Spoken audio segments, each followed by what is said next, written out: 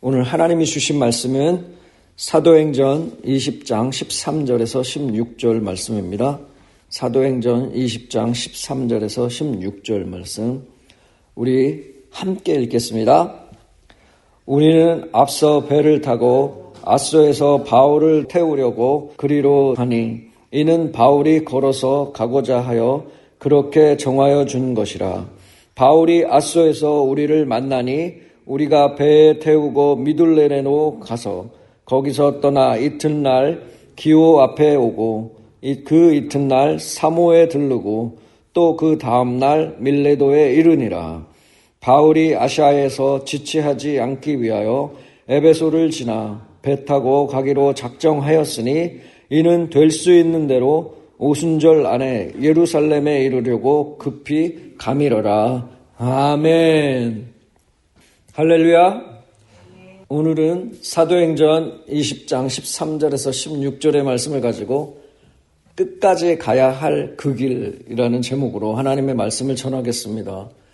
오늘도 말씀을 듣는 가운데 우리 각자 한 사람 한 사람에게 들려주시는 하나님의 음성이 들려지기를 간절히 소망합니다. 또한 성령님의 강력한 그 임재가 우리의 영과 혼과 육을 만져주셔서 치유와 회복의 은혜가 있기를 예수 그리스도의 이름으로 축복합니다. 사랑하는 성도 여러분, 어쩌면 오늘 이 예배가 저와 여러분이 함께 드리는 그 마지막 예배일 수도 있습니다. 왜냐하면 우리는 내일을 장담할 수 없기 때문입니다. 그래서 저는 오늘 이 말씀을 진심으로 마지막 설교라고 생각하고 전하고 싶습니다. 오늘 본문 속에 나오는 이 사도 바울의 모습도 그러한 모습입니다. 사도행전 20장은 바울이 이제 예루살렘을 향해서 그리고 그 이후에는 결박과 환난이 기다리는 그 길을 향해서 끝까지 가야 할 그 길을 걸어가는 내용입니다. 사도 바울은 알고 있었습니다. 사도 바울이 가는 이 길 끝에는 감옥이 있을 수 있고 또 죽음이 있을 수도 있다는 것을 알았습니다. 그럼에도 불구하고 사도 바울이 가야 할 그 길을 멈추지 않았습니다. 나는 이 길 끝까지 가겠다라고 결심을 합니다. 오늘 하나님께서는 저와 우리 모두에게 이렇게 묻고 있습니다. 너에게는 끝까지 가야 할 길이 있느냐? 너는 끝까지 가야 할 그 길이 있느냐라고 물으십니다. 중간에 멈추지 않고 힘들다고 돌아서지 않고 포기하지 않고 끝까지 가야 할 그 길이 저와 우리 모두의 마음 안에 있느냐는 것입니다.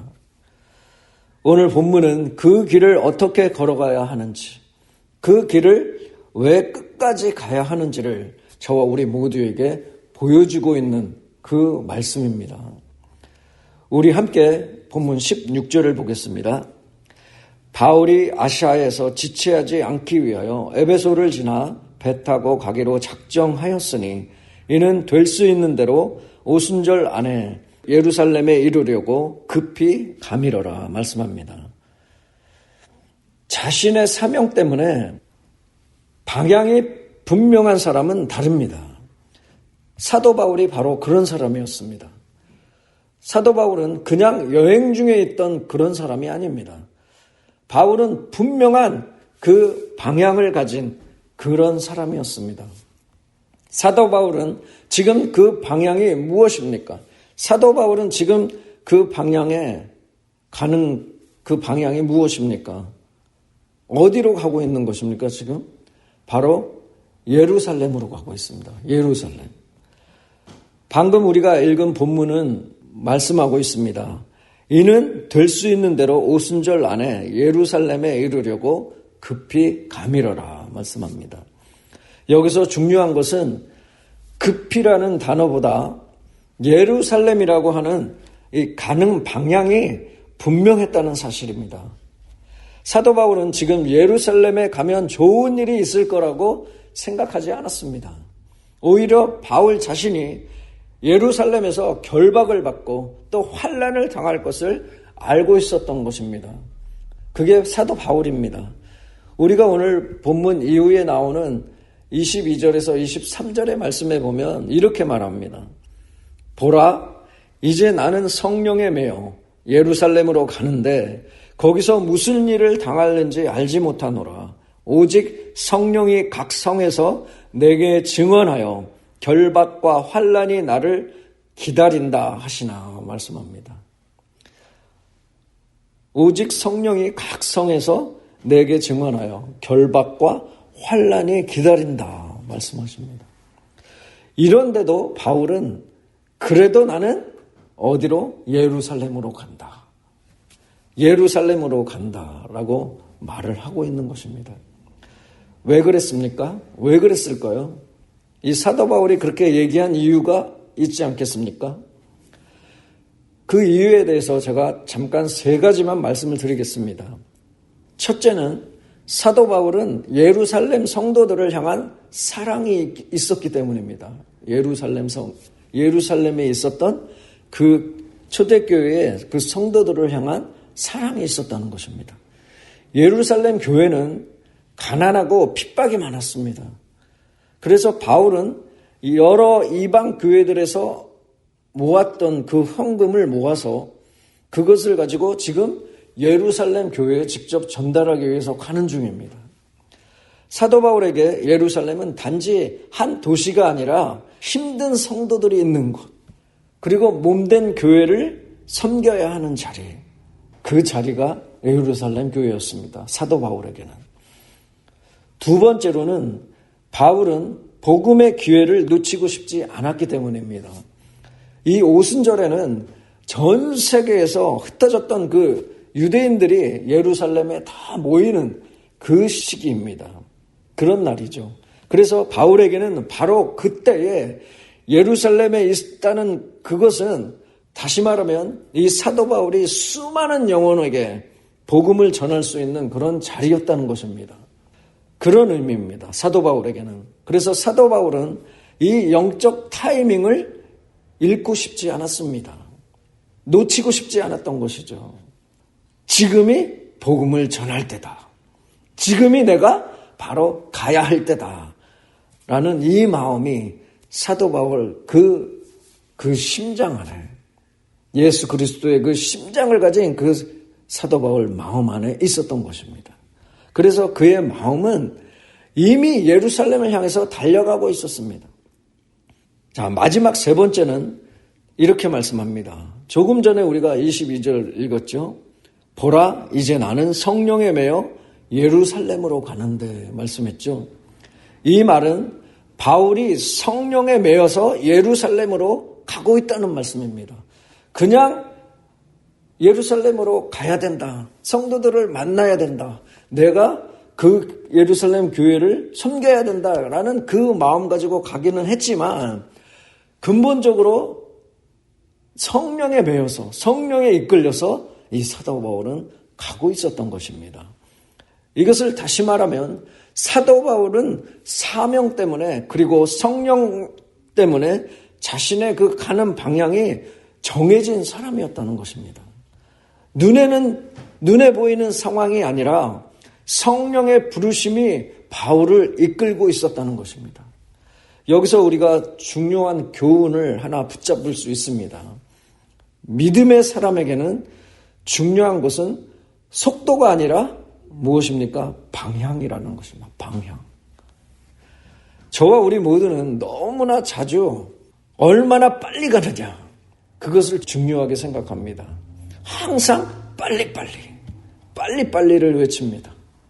얼마나 빨리 성공했는지, 얼마나 빨리 자리를 잡았는지, 얼마나 빨리 인정받았는지, 얼마나 빨리 교회가 커지고 세워졌는지, 얼마나 빨리 성도가 늘어났는지를 중요하게 생각합니다. 그런데 바울은 얼마나 빨리가 아니라 어디를 향해 가고 있느냐, 그게 중요했습니다. 어디를 향해 가고 있느냐. 예루살렘으로 가야 한다. 그게 하나님이 나를 부르신 방향이다. 그러면 나는 그 길을 탁가겠다. 라는 그 고백이 사도 바울의 고백입니다. 사랑하는 성도 여러분, 저와 우리 모두의 인생에도 이런 질문이 필요합니다. 나는 지금 어디로 가고 있는가? 내가 지금 어디로 가고 있는가? 나는 무엇을 향해서 바쁘고 무엇을 향해서 급한 사람인가? 라는 것입니다. 혹시 우리는 주님이 주신 그 사명과는 전혀 상관없이 그저 남들처럼 바쁘게 살고 있지는 않은지 우리가 한번 나 자신을 돌아보아야 합니다. 남들이 바쁘니까 나도 같이 바빠야 하는지, 남들이 이거를 하니까 나도 같이 이거를 해야 하는지, 내 의지에 따라서 가야 하는지, 하나님의 그 말씀과 전혀 상관없는 길을 내가 가고 있지는 않은지, 돈 때문에 급하고 사람들의 그 눈치 때문에 급하고 나의 체면 때문에 급하고 남들을 따라갔느냐고 급하고 그렇게 세상적인 그 삶에 급하지 않습니까? 저와 우리 모두가. 하지만 오늘 사도 바울의 이 삶은 달랐습니다. 바울은 사명 때문에 급했습니다. 사명. 예루살렘에 있는 형제 자매들 때문에, 아직 복음을 듣지 못한 그 유대인들 때문에, 하나님께서 자신에게 맡기신 그 사명 때문에 급했다는 것이죠. 사도 바울은 그렇게 방향이 분명한, 아주 분명한 사람이었습니다. 그래서 우리도 이렇게 기도해야 합니다. 주님, 저를 바쁘게만 살게 하지 마시고 방향이 분명한 사람이 되게 하여 주옵소서. 방향이 분명한 사람이 되게 하여 주옵소서. 세상의 성공을 향해서 뛰는 그 인생이 아니라 주님이 기뻐하시는 길을 향해서 가는 그 인생이 되게 하여 주옵소서. 우리가 고백해야 돼요. 이제 이 분명한 방향을 가진 이 바울이 그 길을 어떻게 가는지, 혼자 걸어가야 하는 그 순간은 어떻게 이 바울이 통과를 해 갔는지 우리가 말씀을 보면서 계속해서 보겠습니다. 그리고 이 사도 바울이 가는 그 길 끝에서 하나님께서 한 영혼을 위해, 교회를 위해, 그리고 어떤 일을 이루어 가시는지 함께 보겠습니다. 끝까지 가야 할 그 길에 꼭 이런 순간이 있습니다. 누구와도 나눌 수 없고 또 설명해도 다 이해받지 못하고 결국은 나 혼자 걸어가야 하는 그런 시간이 있습니다. 바울에게 그 시간, 그 길이 바로 드로아에서 아소까지 가는 그 길입니다. 우리가 13절에 봤죠? 우리는 앞서 배를 타고 아소에서 바울을 태우려고 그리로 가니 이는 바울이 걸어서 가고자 하여 그렇게 정하여 준 것이라 말씀합니다. 우리가 지도상으로 보면 이 드로아에서 아소까지 아주 적지 않은 길입니다. 시간으로 따지면 한 6시간에서 10시간 걸리는 그런 아주 긴 거리입니다.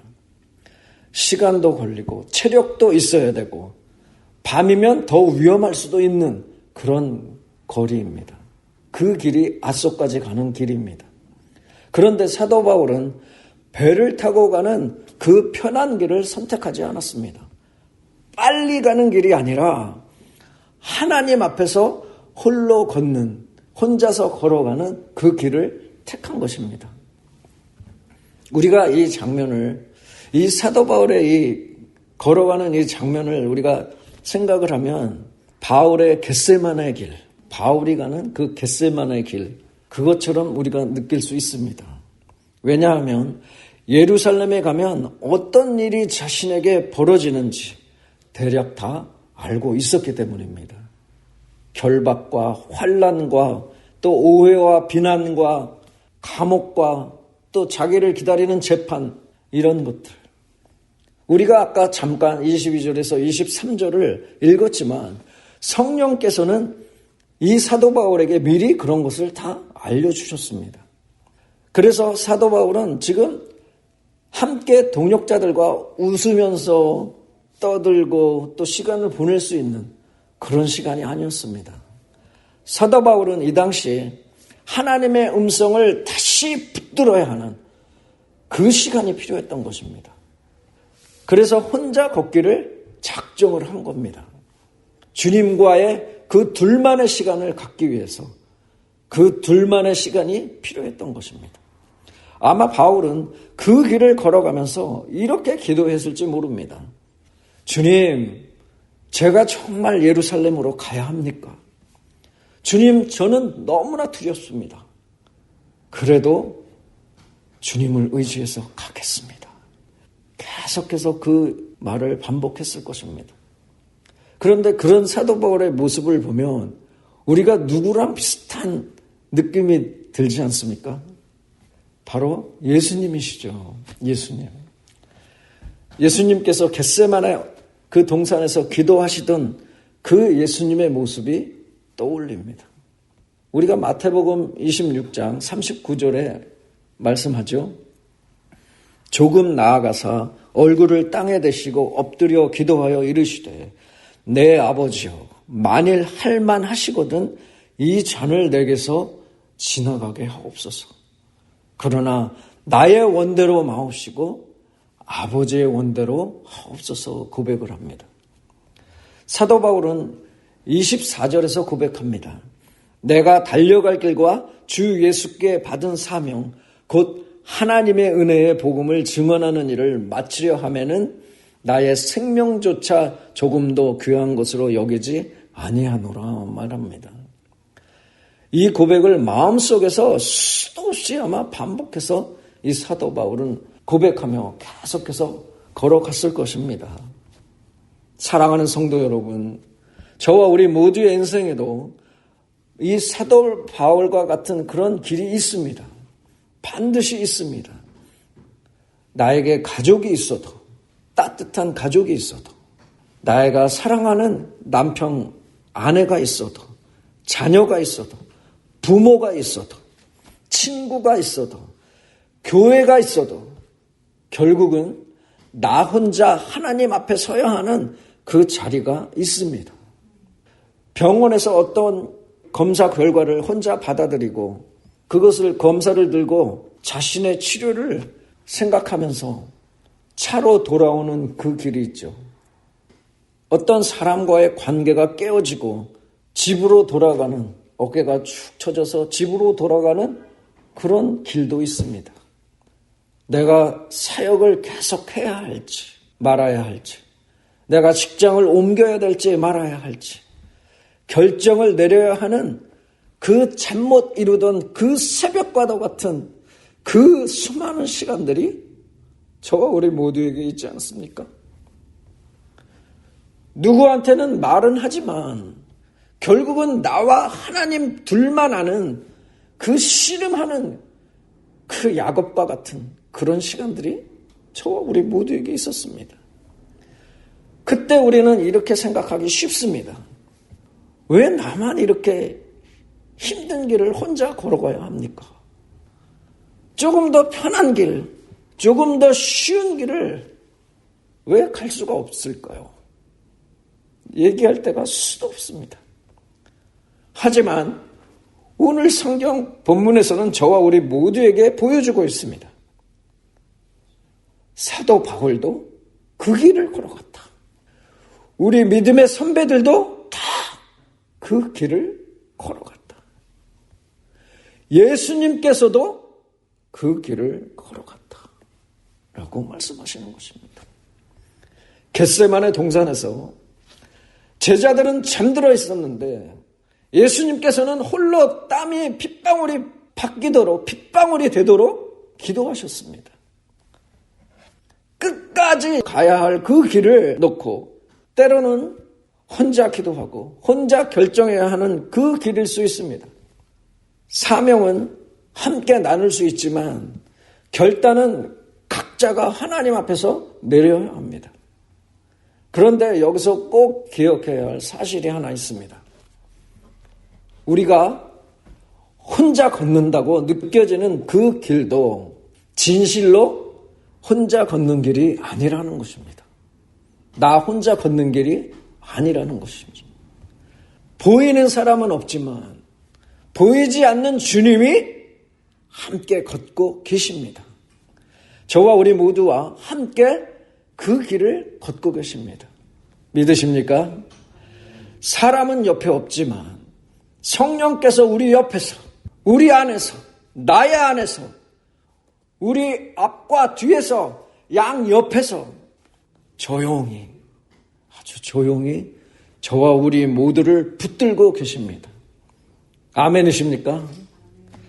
오늘 사도 바울이 걸어간 그 드로아에서 아소까지의 그 길은 사실 성령에 매여서 걸어간 그 길이었습니다. 성령에 매여서 걸어간 길.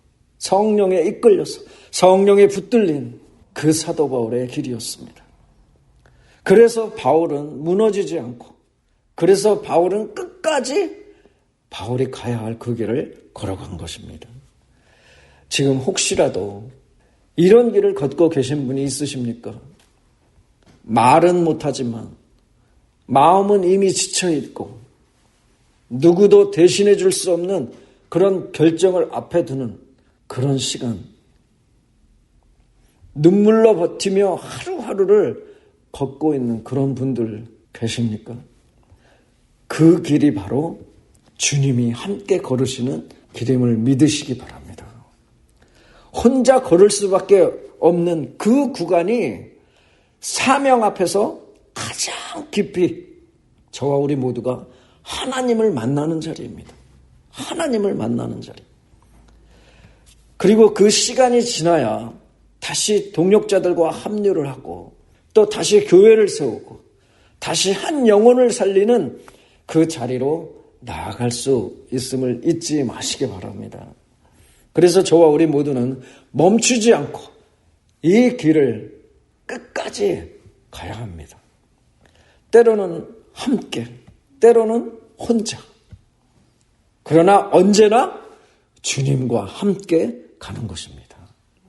사랑하는 성도 여러분, 끝까지 가야 할 길은 결국 일의 길이 아니라, 내가 해야 할 그 일의 길이 아니라 사람의 길입니다. 사람. 조금 더 정확하게 말하면 한 영혼을 위한 길입니다. 한 영혼. 지금 사도 바울이 예루살렘으로 가는 길을 우리가 다시 생각해 봅니다. 그 길에는 여러 목적이 섞여 있는 그런 것처럼 보이죠. 이 사도 바울이 이방인의 그 사람들에게 거뒀던 그 헌금을 전달해야 하는 그런 과정 속에 있었고, 또 오순절날 모였던 그 유대인들에게 복음을 전해야 하는 그 사명이 있었고, 또 사도로서 예루살렘 교회와도 교제를 해야 하고, 또 하나님의 뜻에 따라 자신의 삶을 정리하는 그런 시간도 필요했습니다. 그런데 이 모든 것들을 우리가 한 줄로 요약을 하면 이렇게 말할 수 있습니다. 바울은 사람을 위해 그 길을 갔다. 사람을 위해. 조금 더 깊게 말을 한다면 한 영혼이라도 살리기 위해 그 길을 걸었다라는 것입니다. 한 영혼을 위해. 예루살렘에는 가난한 성도들이 많이 있었습니다. 핍박을 받아서 직업과 또 삶의 터전을 잃어버린 그런 사람들, 예수를 믿는다는 그 이유로 가족에게 버림받은 그런 성도들, 믿음은 있으나 삶이 너무 힘든 그런 성도들이 있습니다. 사도 바울은 이방 여러 교회를 다니면서 그들에게 사랑의 헌금을 모았습니다. 그런데 그 헌금은 단순한 돈이 아니었습니다. 당신은 혼자가 아닙니다. 우리는 그리스도 안에서 한 몸입니다. 라는 그 사랑의 고백이 있는 것이죠.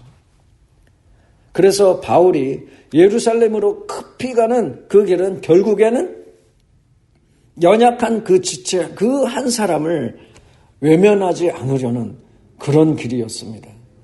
멀리 떨어져 있는 그 형제 자매, 그 한 영혼을 생각하면서 사도 바울은 그 길을 걸었던 것입니다. 또 한편으로는 오순절이면 세계 각지에서 유대인들이 예루살렘에 모입니다. 바울은 이 사실을 너무나 잘 알고 있었습니다. 그는 한 번이라도, 한 사람이라도 더 복음을 들을 수 있다면 그 자신이, 사도 바울 자신이 그 자리에 있어야 한다고 믿었던 사람입니다. 예루살렘의 그 큰 광장에서, 골목에서, 또는 회당에서 집집마다 돌아다니면서 복음을 전할 수 있는 기회가 열리는 그 시간에 자기는 빠지고 싶지 않았던 것입니다. 왜냐하면 그 복음을 듣고 돌아올 그 한 사람의 얼굴을 바울은 믿음의 눈으로 보고 있었기 때문입니다.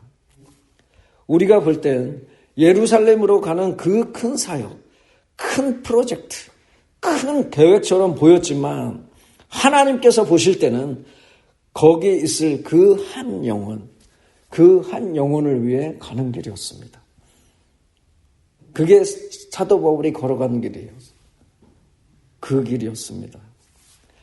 예수님께서도 그랬습니다. 갈릴리에서 많은 병자들을 고치고 사람들을 고치고 수많은 무리에게 말씀을 가르치셨지만 십자가의 길 끝에서 예수님의 마음에는 언제나 한 사람이었습니다. 한 사람. 그게 바로 여러분입니다. 저와 여러분입니다. 한 사람. 가늠하다 잡힌 그 한 여인, 세리장이었던 그 삭개오, 밤에 몰래 찾아온 니고데모, 우물가에 물을 길렀던 그 사마리아 여인, 그 사람들이 그 한 사람이었어요. 그리고 결국 마지막 십자가 위에서까지 죽음을 앞둔 그 시점에서도 예수님께서는 그 가운데서도 예수님 옆에 있었던 그 강도 한 사람까지 죽기 직전까지 그 한 영혼을 바라보신 것입니다. 예수님께서 걸으신 그 길, 그 고난의 길, 그 골고다 언덕을 오르는 그 길이 결국엔 한 영혼을 살리기 위한 것이었습니다. 한 영혼. 마찬가지로 사도 바울이 예루살렘을 향해 걸어가는 그 길도 한 영혼, 또 한 영혼을 향한 길이었습니다.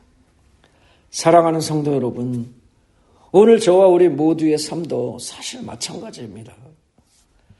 겉으로 보면 그냥 출근하는 길인 것 같고, 차 타고, 또 우리가 장 보러 가는 길인 것 같고, 마켓에, 또 나의 자녀를 학교에 데려다주는 그런 길인 것 같고, 또 우리가 교회에 와서 봉사하는 그 오는 길처럼 보일 수도 있습니다. 그러나 우리 주님의 눈으로 보면 그 모든 길 끝에는 꼭 만나야 할 한 영혼이 있습니다. 내가 포기하지 않고 기도하기 때문에 마침내 돌아올 그 가족 한 사람, 나의 가족 중에 그 한 사람, 내가 믿음을 지키고 버티기 때문에 언젠가 마음을 열게 될 나의 직장 동료들, 그 한 사람, 내가 묵묵히 섬기기 때문에 다시 교회의 발걸음을 옮기게 될 그 성도, 그 한 영혼입니다. 그 한 사람, 그 한 사람이 있습니다. 저와 우리 모두는 내가 이 길을 왜 가야 합니까? 라고 물을 수 있습니다. 그런데 하나님께서는 이렇게 말씀하실지 모릅니다. 너는 아직 모르지? 이 길 끝에 만날 그 사람을. 하지만 나는 알고 있다. 그 한 영혼을 위해 내가 너를 지금 이 길로 보내고 있다. 라는 것입니다. 그래서 끝까지 가야 할 그 길은 내가 잘 되기 위한 그 길이 아니라 누군가가 살아나기 위한 길입니다. 누군가가 한 영혼이 살아나기 위한 길입니다. 살아나야 할 한 영혼이 있기 때문에, 불쌍한 그 한 영혼이 있기 때문에, 주님께 반드시 돌아와야 할 그 한 영혼이 있기 때문에 하나님께서는 오늘도 저와 우리 모두에게 말씀하십니다. 멈추지 말아라. 돌아가지 말아라. 지금은 힘들어도 끝까지 가야 할 그 길이다. 그 길 끝에 내가 사랑하는 한 영혼이 기다리고 있단다. 하나님이 사랑하는 그 영혼이 기다리고 있단다. 주님이 말씀하십니다. 그리고 잊지 말아야 할 사실이 하나 더 있습니다. 저와 우리 모두가 잊지 말아야 할 사실. 다른 사람을 위한 길이라 생각하면서 우리가 걸어가지만 그 길을 끝까지 가보면 사실 그 길이 나를 살리는 길이었다는 것을 알게 됩니다. 나 자신을 살리는 길이었다는 것을 알게 됩니다. 저와 우리 모두 한 사람 한 사람 한 영혼을 살리기 위한 길이었다는 것입니다. 그것을 알게 될 것입니다. 사도 바울이 예루살렘으로 가는 길이 다른 사람만을 위한 길이 아니라 결국에는 사도 바울 그 자신을 위한, 그 사도 바울이 더 깊이 하나님께 붙드는 그 길이 되었던 그것처럼 우리가 한 영혼을 위해서 끝까지 서 있을 때 그 길 위에서 저와 우리 모두의 나 자신의 믿음도 또 사랑도 또 순종도 점점점 더 자라게 되는 것입니다. 사랑하는 성도 여러분, 결국 끝까지 가야 할 그 길은 주님이 나를 위해서 걸으셨던 그 길을 이제 내가 누군가를 위해 따라 걷는 길입니다. 그 길을 통해서 한 영혼이 살아나고 그 한 영혼 때문에 또 다른 길을 걸을 그 힘이 저와 우리 모두에게 주어지게 되는 것입니다. 오늘 하나님께서 저와 우리 모두에게 맡기신 그 한 영혼을 마음에 품고 고백하기를 원합니다. 하나님, 나는 그 영혼을 위해 이 길을 끝까지 가겠습니다. 사랑하는 성도 여러분, 오늘 말씀을 마무리하면서 다시 처음에 드렸던 질문을 하기를 원합니다. 여러분에게도 끝까지 가야 할 길이 있습니까? 도중에 포기해버린 그런 길이 있지는 않았습니까? 상처 때문에 멈춰버렸던 그런 길이 있지 않았습니까? 실망 때문에 내려놓았던 그런 기도의 제목들이 있지 않았습니까? 이제 됐지 뭐. 그만하면 됐지. 그렇게 말하면서 스스로 접어버리는 그런 순종의 길이 있지는 않았습니까? 오늘 우리 주님이 다시 저와 우리 모두를 부르시고 계십니다. 다시 그 길을 걸어가라. 너 혼자 걷는 길이 아니다. 내가 너와 함께 끝까지 걸어가겠다. 한 영혼을 향한 길, 가정 안에서 복음을 지키는 일, 직장에서 나의 믿음을 지키는 일, 교회에서 섬김의 자리를 끝까지 지키는 일, 선교지로 보내어지는 길. 우리는 다 알지 못해도 우리 하나님께서는 다 알고 계십니다. 그 길의 끝에 누가 서 있는지를, 저와 우리 모두가 가는 그 길 끝에는 누가 서 있는지를 하나님께서는 아십니다. 그 길 끝에서 기다리고 있는 그 한 영혼, 그 한 영혼을 하나님께서는 다 알고 계십니다. 그래서 오늘 하나님, 우리 아버지 앞에 이렇게 고백했으면 좋겠습니다. 주님, 끝까지 가야 할 그 길에서 도망치지 않게 하여 주옵소서. 중간에 멈추지 않게 도와주옵소서. 편한 길이 아니라 주님이 기뻐하시는 그 길을 내가 택하게 하여 주옵소서. 오늘이 마지막 설교인 것처럼, 오늘이 마지막 예배인 것처럼 한 영혼을 향해 그 길을 걷게 하여 주옵소서 고백하는 것입니다.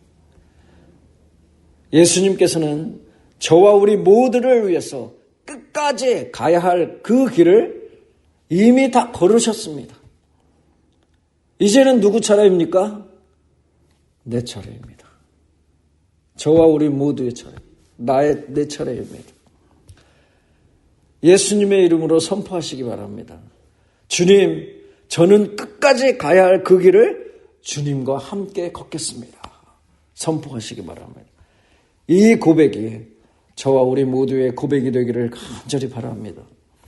이번 한 주간도 끝까지 가야 할 그 길을 우리는 멈추지 않겠습니다. 나는 멈추지 않겠습니다. 라고 선포하면서 주님 안에서 늘 승리하는 저와 우리 모두가 되기를 예수 그리스도의 이름으로 축복합니다.